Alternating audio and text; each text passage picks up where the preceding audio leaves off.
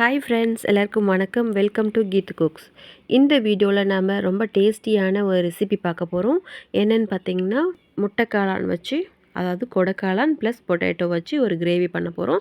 ரொம்ப simple and easy method. First time cook பண்ணுறவங்களா இருந்தால் கூட என்னோடய வீடியோ பார்க்கும்போது உங்களுக்கு ஈஸியாக புரியும்.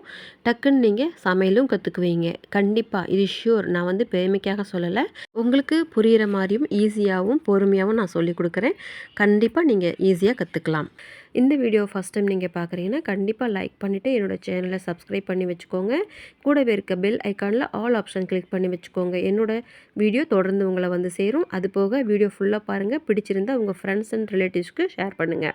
இப்போ வாங்க டைரெக்டாக நம்ம ரெசிபிக்குள்ளே போயிடலாம். இந்த ரெசிபிக்கு தேவையான பொருட்கள் என்னென்ன அப்படிங்கிறத பார்க்கலாம். முட்டை காளான் பேக்கெட் வந்து 2 எடுத்திருக்கேன். பெரிய வெங்காயம் ஒரு 5, தக்காளி ஒரு 3, இஞ்சி பூண்டு பேஸ்ட் 2 ஸ்பூன், கொத்தமல்லி தழை கொஞ்சமாக, அது போக பச்சை மிளகா 2, அவ்வளோதாங்க. அதுக்கப்புறம் வந்து இது கூட உருளைக்கிழங்கும் நான் சேர்த்த போகிறேன். அது வந்து ஒரு 5, 6 வச்சுக்கலாம். அது போக இந்த தக்காளி, வெங்காயம், உருளைக்கிழங்கு, இந்த மஷ்ரூம் எல்லாத்தையும் கட் பண்ணி வச்சுக்கலாம். தக்காளி வந்து நம்ம வந்து பேஸ்ட் பண்ணி வச்சுக்கலாம்.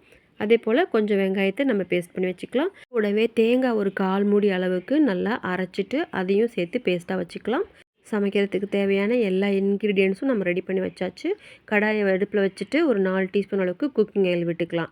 இது சூடானதும் நம்ம ஒவ்வொரு பொருளாக ஆட் பண்ணிக்கலாம். ஃபஸ்ட்டு வந்து இந்த மஷ்ரூமை நம்ம வந்து ஃப்ரை பண்ணிக்க போகிறோம். சேலோ ஃப்ரை மாதிரி கொஞ்சம் போல் எண்ணெய் விட்டு வதக்கி விட்டுக்கலாம். இது வதங்கவே நீர் விடும். ஏன்னா நீர் சத்து அதிகமாக இருக்கிற ஒரு பொருள் இந்த காளான். இதில் வந்து இருக்கிற நீரெல்லாம் விட்டாலும் பரவாயில்ல, நம்ம அந்த ஆயில்லையே ஓரளவுக்கு ஹாஃப் பாயில் அளவுக்கு நல்லா வேக வச்சு எடுத்துக்கலாம். இது வேக தான் வந்து ஹார்டாகும். ஃபஸ்ட்டு வந்து பார்த்திங்கன்னா ரொம்ப சாஃப்ட்டு. பிக்கும்போதே பச்சையாக இருக்கும்போது பிச்சிங்கன்னா கையில் வச்சு நசுக்கி தூள் பண்ணிடலாம், அந்தளவுக்கு சாஃப்ட்டு. ஆனால் வந்து வேக பார்த்திங்கன்னா நான்வெஜ் சாப்பிட்ற மாதிரி, சிக்கன் மட்டன் மாதிரி நல்லாவே ஹார்டாயிடும். சாப்பிட்றதுக்கு ரொம்ப டேஸ்டியாக சூப்பராக இருக்கும். வதக்கவே பார்த்திங்கன்னா நல்லா தண்ணி விட்டு வந்துட்டுருக்கிறது நீங்களே பார்ப்பீங்க. இப்போது இன்னும் கொஞ்சம் போல் நமக்கு வேக விட்டுக்கலாம். மூடி போட்டு வேக விட்டுக்கலாம். கொஞ்சம் ஓரளவுக்கு ஒரு 2 நிமிஷம் போல் வெந்துச்சுன்னா நல்லா வெந்து வந்துடும். அது கூட வந்து நம்ம கட் பண்ணி வச்சுருந்த உருளைக்கிழங்கையும் ஆட் பண்ணிக்கலாம். நம்ம லேட்டராக வந்து உருளைக்கிழங்கை ஏன் சேர்த்துறோம் அப்படின்னு சொன்னால், இந்த மஷ்ரூம் வந்து நல்லா டைட் கன்சிஸ்டன்சி வந்ததுக்கப்புறமா இதை ஆட் பண்ணோம்னா 2ம் ஈவனாக வெந்து கிடைக்கும் நமக்கு. அதுக்கப்புறம் இதை எடுத்து நம்ம ஓரமாக வச்சுக்கிட்டு மசாலா எல்லாம் நம்ம தாளிக்க ஆரம்பிச்சிடலாம். பாருங்கள், போதுமான அளவுக்கு நமக்கு வெந்து வந்தாச்சு. வெந்த பிறகு கடாயிலிருந்து எடுத்துட்டு ஒரு பாத்திரத்தில் எடுத்து தனியாக வச்சுக்கலாம். நல்லாவே இருக்கும், ரொம்ப சூப்பராக இருக்கும். இந்த மாதிரி ஃபஸ்ட்டே நீங்கள் வதக்கி விட்டுட்டிங்கன்னா அடுத்து மசாலா ரெடி பண்ணிவிட்டு அதோட பச்சை வாசனை போனால் மட்டும் போதும். இது டைரெக்டாக ஆட் பண்ணிவிட்டு கிரேவி வந்து நம்ம சீக்கிரமாக ரெடி பண்ணிடலாம். அது போக இந்த மாதிரி நம்ம வந்து கொஞ்சம் போல் எண்ணெய் விட்டு வதக்கி எடுத்துக்கிறதுனால டேஸ்ட் வந்து ரொம்ப சூப்பராக இருக்கும். கிரேவியில் ஒரு ரிச்னஸ் கிடைக்கும் நமக்கு எப்பயுமே. இந்த மாதிரி தேவையான காய்களை வந்து நம்ம ஃப்ரை பண்ணிவிட்டு அதுக்கப்புறமா மசாலாவெல்லாம் சேர்த்தும்போது நமக்கு உண்மையிலே வந்து அதோடய ரிச்னஸ் நல்லாவே கிடைக்கும். பாருங்கள், உருளைக்கிழங்கும் நல்லா வெந்து வந்தாச்சு, காளானும் நல்லா வெந்து வந்தாச்சு. இப்போ இந்த ஸ்டேஜில் நம்ம எடுத்து ஒரு பாத்திரத்தில் வச்சுக்கலாம். அதுக்கப்புறமா நம்ம வந்து தாளிதம் செய்ய ஆரம்பிச்சிடலாம். இது வந்து ஆறணும் அப்படிங்கிற அவசியம்லாம் கிடையாது. பொதுவாக ஒரு பாத்திரத்தில் எடுத்து வச்சாலே போதும். 2 நிமிஷத்தில் இது வதங்கி வந்துடும். இது தூக்கி ஓரமாக வச்சுட்டு ரொம்ப குயிக்காக குருமா செஞ்சிடலாம். அதே கடாயில் மறுபடியும் 3 டீஸ்பூன் அளவுக்கு குக்கிங் ஆயில் விட்டுக்கலாம். அது சூடானதும் நம்ம சாப் பண்ணி வச்சோம் இல்லையா நீட்ட வாக்கில், அந்த ஆனியனை சேர்த்துக்கலாம். நம்ம வந்து மொத்தம் 5 ஆனியன் எடுத்திருந்தோம். அதில் வந்து பாதி அரைச்சிக்கிட்டோம், பாதியை வந்து கட் பண்ணி இப்படி சேர்த்துக்கலாம். இது வந்து நல்லா ஒரு கண்ணாடி பதம் வர வரைக்கும் வதக்கி விட்டுக்கலாம். வந்ததுக்கப்புறமா நம்ம வந்து ஆனியன் பேஸ்ட்டும் அது கூட சேர்த்துக்கலாம். வீடியோவில் நான் ஆனியன் பேஸ்ட்டு சேர்த்ததை நான் தவறுதலாக வீடியோ பிடிக்காமல் விட்டுட்டேன், சாரி. அந்த அரைச்சி வச்சுருந்தோம் இல்லையா, அந்த பேஸ்ட் வந்து ஆட் பண்ணிக்கலாம். அதுவும் சேர்த்து நல்லா கொஞ்சம் பச்சை வாசனை போகிற வரைக்கும் வதக்கி விட்டுக்கலாம். மீடியம் ஃப்ளேம்லேயே இருக்கிறதுனால பச்சை வாசனை நல்லாவே போயிடும். இப்போ வந்து நம்ம ஆல்ரெடி பச்சை மிளகா ப்ளஸ் வந்து கொத்தமல்லி தழை அரைச்சி வச்சுருந்தோம் இல்லைங்களா, அதுவும் இஞ்சி பூண்டு பேஸ்ட்டும் அதுவும் சேர்த்து நம்ம வந்து அரைச்சி வச்சுருந்தோம், அதை வந்து ஆட் பண்ணிக்கலாம். கூடவே வந்து அதோட பச்சை வாசனை போகிறதுக்கு முன்னாடி தக்காளி பேஸ்ட்டையும் ஆட் பண்ணிவிட்டு ஒட்டுக்கா எல்லாத்தையும் வதக்கி விட்டுட்டு இதோட பச்சை வாசனை போகிற வரைக்கும் கைவிடாமல் வதக்கி விட்டுக்கலாம்.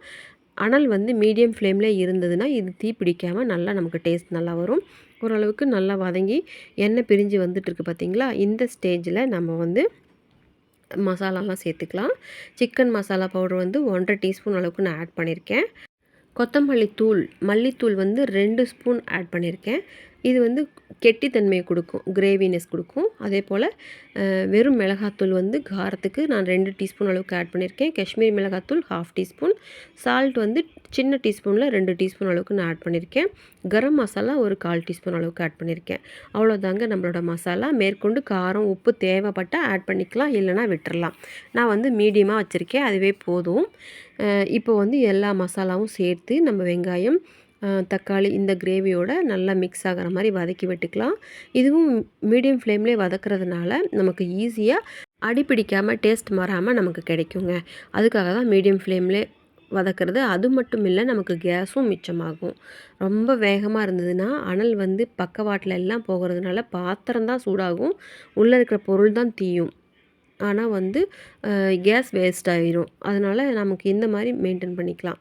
இப்போ நல்லா சுருண்டு வந்துட்டுருக்கிற இந்த மசாலாவில் பச்சை வாசனை போனதுக்கப்புறமா அரைச்சி வச்சுருந்த தேங்காவை ஆட் பண்ணிக்கலாம். தேங்காய் பேஸ்ட்டை ஆட் பண்ணிக்கலாம். இந்த தேங்காய் பேஸ்ட்டில் நான் வேறு எதுவுமே ஆட் பண்ணல. வெறும் தேங்காய் மட்டும் 1/4 மூடி அளவுக்கு எடுத்து நல்லா ஃபைனாக அரைச்சி அதை தான் சேர்த்துருக்கேன். இந்த பேஸ்ட்டு சேர்த்ததுக்கப்புறம் பச்சை வாசனை போனதுக்கப்புறமா வந்து நமக்கு கிரேவி எவ்வளோ தேவையோ அந்தளவுக்கு மட்டும் தண்ணி விட்டுக்கலாம். நான் கொடுத்துருந்த இந்த மசாலாவுக்கும் இந்த கிரேவியோட கன்சிஸ்டன்சிக்கும் தகுந்த மாதிரி நான் 1 1/2 டம்ளர் அளவுக்கு மட்டும் தண்ணி ஆட் பண்ணியிருக்கேன். இப்போ இந்த கிரேவி நல்லா கொதிக்கட்டும்.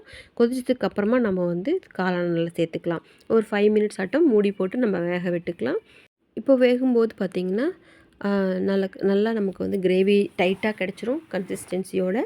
அது போக நமக்கு வந்து வெந்து வந்துடும், பச்சை வாசனை போயிடும்.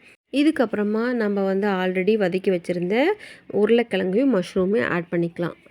ஃப்ரை பண்ண அந்த மஷ்ரூமையும் உருளைக்கிழங்கையும் இந்த கிரேவியில் சேர்த்துட்டு நல்லா கலக்கி விட்டுக்கலாம். நல்லா மிக்ஸ் ஆகி எல்லா பக்கமும் எல்லா மசாலாவும் இருக்க மாதிரி கிளறி விட்டுட்டு ஒரு 2 நிமிஷம் போல் நம்ம வந்து மறுபடியும் மூடி போட்டு வேக விட்டுக்கலாம். ரொம்பவே சூப்பராக மிக்ஸ் ஆகி நமக்கு வந்து கிரேவி ரெடியாகி வந்துடுங்க.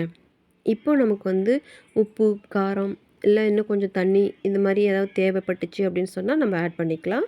பச்சை வாசனை ஒன்றும் அவ்வளோவா வராது. நமக்கு தேவையான அளவு மட்டும் காரம், உப்பு சேர்த்துக்கலாம். மறுபடியும் 2 நிமிஷம் நம்ம வந்து கொதிக்க விடுறதுனால அந்த பச்சை வாசனைலாம் மறுபடியும் போயிடும். இப்போ பாருங்கள், நல்லா நம்மளோட கிரேவி ரெடி ஆகிடுச்சு.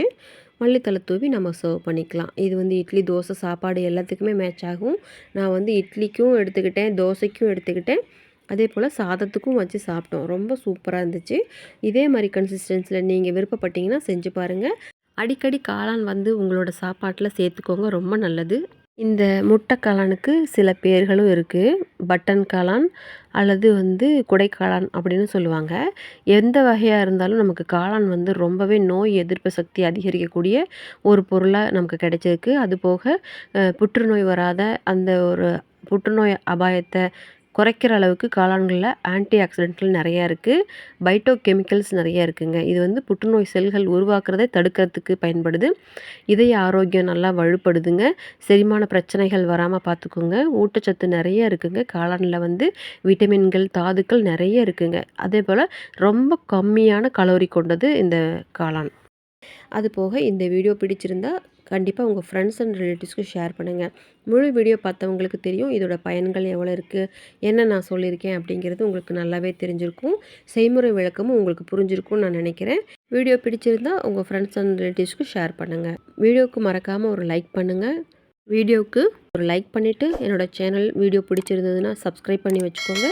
கூடவே இருக்க பெல் ஐக்கானில் ஆல் ஆப்ஷனையும் கிளிக் பண்ணி வச்சுக்கோங்க. நான் உங்களை அடுத்த வீடியோவில் மீட் பண்ணுறேன். தேங்க்ஸ் ஃபார் வாட்சிங் this video friends. Thank you, bye and take care friends.